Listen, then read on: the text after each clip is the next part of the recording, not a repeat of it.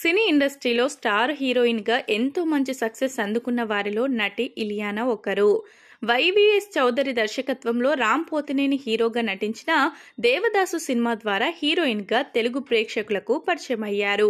ఈ సినిమా ద్వారా మంచి సక్సెస్ అందుకున్న ఈమెకు అనంతరం పూరి జగన్నాథ్ డైరెక్షన్లో మహేష్ బాబు నటించిన పోకిరి సినిమాలో కూడా నటించారు. ఇక ఈ సినిమా మంచి సక్సెస్ కావడంతో ఈమె కెరియర్ పరంగా వెనక్కి తిరిగి చూసుకోలేదు. వరుసగా తెలుగు తమిళ భాషా చిత్రాల్లో సినిమాలు చేస్తూ స్టార్ హీరోయిన్ గా ఓ వెలుగు వెలిగారు. ఇలా ఇండస్ట్రీలో స్టార్ హీరోయిన్ గా కొనసాగుతూనే మరోవైపు బాలీవుడ్ అవకాశాల కోసం ప్రయత్నాలు చేశారు. ఈ తరుణంలోనే ఇటు సౌత్ సినిమాలను మిస్ చేసుకుంటూ బాలీవుడ్ సినిమాల కోసం ప్రయత్నిస్తున్న తరుణంలో సౌత్ ఇండస్ట్రీ నుంచి కూడా ఈమెకు పెద్దగా సినిమా అవకాశాలు రాలేదు. తద్వారా కెరియర్ పై భారీ దెబ్బ పడింది.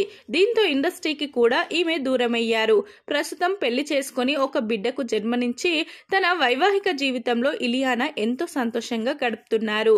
ఇటీవల ఒక ఇంటర్వ్యూ సందర్భంగా ఈమె ఇండస్ట్రీలోకి వచ్చిన మొదట్లో ఎదుర్కొన్న ఇబ్బందులను వెల్లడించారు.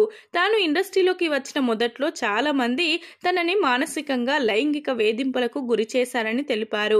ముఖ్యంగా కొందరు డైరెక్టర్లు తనను వేధించారని, అందులో ఒక టాలీవుడ్ డైరెక్టర్ తన కోరిక తీర్చమంటూ నన్ను టార్చర్ చేశారని ఇలియానా తెలిపారు.